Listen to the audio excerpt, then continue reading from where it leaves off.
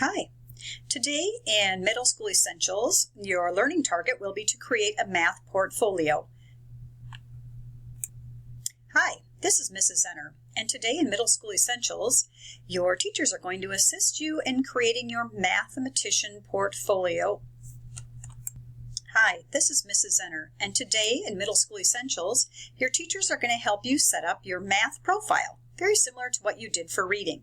The first thing that you'll need to do to be able to access documents that you'll need is to join this Schoology group. The code is highlighted in the light blue on this slide. Have your teacher pause so everyone can join this class. Hi, hopefully you were successful in joining this group. What you need to do is to go onto the left-hand side and look for Resources. Go ahead and click that. When you do, you will see 3 folders: Math, Reading, and Science. We're going to be building your mathematician profile, so please open the Math folder. Once you open the Math folder, you'll need to open up your 6th grade folder. And in there, you'll see things very similar to what you had for your reader profile. I want you to scroll down to find the academic checklist. That's the first thing that you're going to open. In this document that you'll also need to make a copy of, once you have your copy of this document, make sure that you go into the title up here at the top, rename it, or just get rid of the 2 words copy of, because you want this to be your academic vocabulary for 6th grade, not the words copy of in there. All right, and if you look, what we have done is we have gone through and identified the key terms that you should be able to know the meaning to, so that when you're asked to solve a math problem, the vocabulary isn't giving you a problem. Now, on the test or ever in math, you're not asked to do a matching, like, do you know what this word means? Because instead they would say, identify the adjacent angle in this problem. And so you want to make sure that you know what adjacent means so that you can answer the question correctly. When you get to this document, there are 3 ways to indicate your understanding of a word. If you come to the word, now there's not someone that's going to say it for you, but the word is adjacent. You have to determine plus would signify that you know that word, you can say that word. If you come across it in math, you are able to define it correctly as it is used in math. Check means, yeah, you could probably say the word correctly. You might be able to define it, but you're not always entirely sure how the word is going to be, what it actually means. So you might need to ask a neighbor or have a friend or your teacher tell you what they're asking.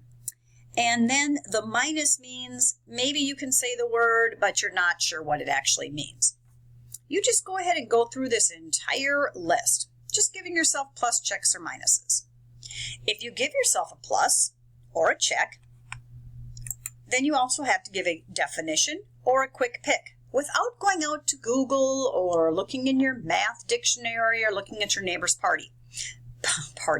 your neighbor's paper. That's just what you already know. Now, for the words that you don't know, let's say you're unfamiliar with the word coordinate grid, and you're going to give yourself a negative. After you've gone through this list, there is a presentation that was put together that has resources for all the terms. It'll also have that checklist there again if you need it, but that's one you don't want to go to again because that's not your checklist. That's just the general checklist.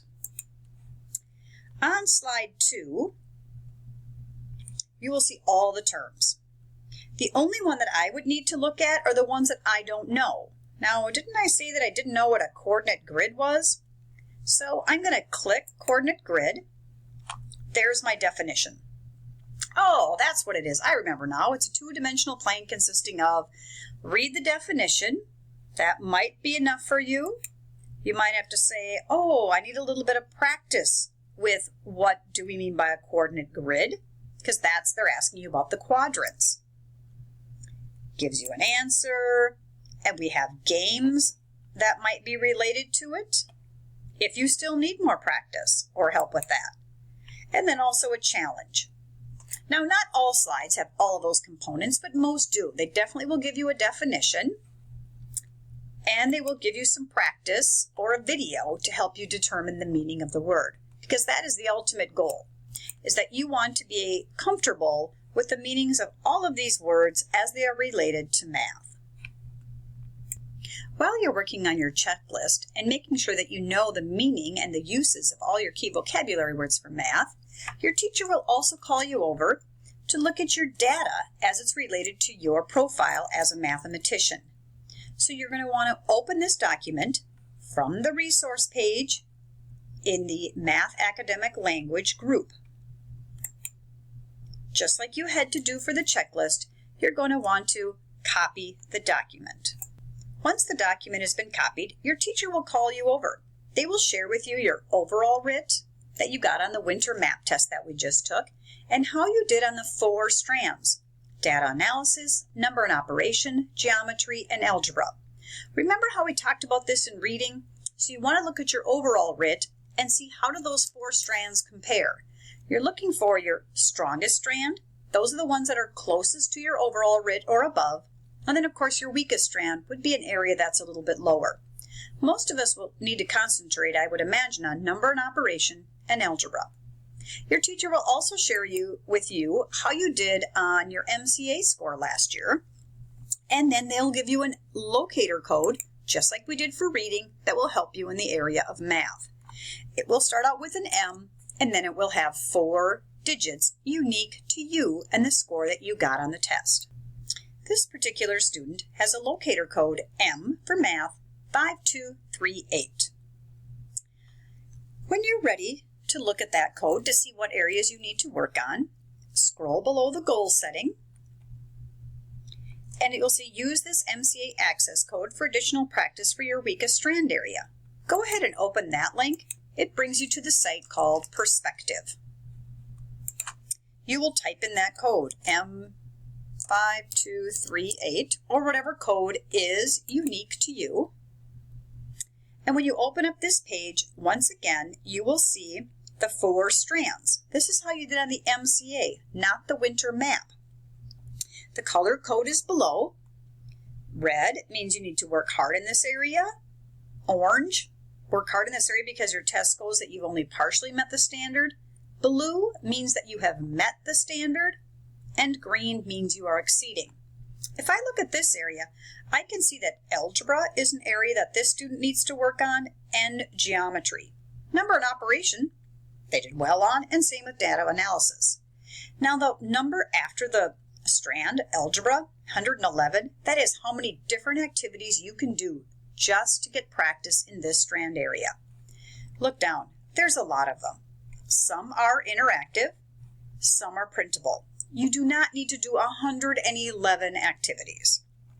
And so when you're looking at this, you might say, okay, I'm going to look at the first one, completing and using tables. It is a printable.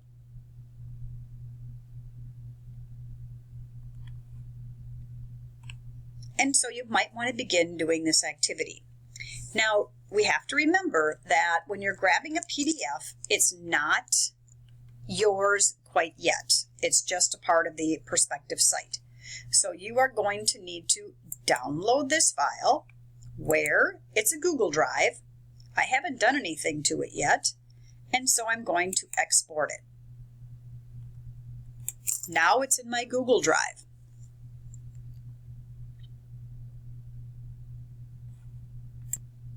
Before I export, remember that I have to change the name. Otherwise, when I tried to find it, it was just called WD. I should have marked it as completing and using tables. I really should also put it into a folder. Although when I was working with most of you, I noticed that you had folders already. And so do I have anything for math yet? Math? I sure do. So I have a folder for math, 6th grade. I already have my MCA prep folder, so I could just put it right in there.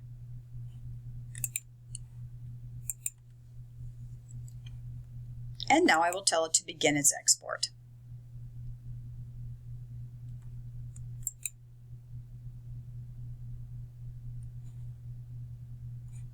And here it is, completing and using tables. And in order to do anything with it, otherwise we can just read it because it's a PDF, I'm going to have to open with Kami. If you haven't downloaded Kami yet, see your teacher because you'll need to connect with more apps or ask a neighbor. Once I'm in Kami, then I'm able to type on this document. I don't need to print it off, which we don't want to do. And you just type in your answers like we've been shown in the past. Once you've been working on this, or for as much time as allowed, remember the first time that you are going to have to put it in your Google Drive with annotations, because I typed on it this time. And then once again, click Begin Export. Now, many of you could be working on the same worksheet, and why not? Or perhaps it's something, if you're still having trouble with it, go ahead and use that worksheet or a question from the worksheet to guide you in some of your study groups during Middle School Essentials, or bring it in during one of your win-win sessions with your math teacher. If you have any questions, please ask your teacher, Mrs. Zenner, or of course, your math teacher.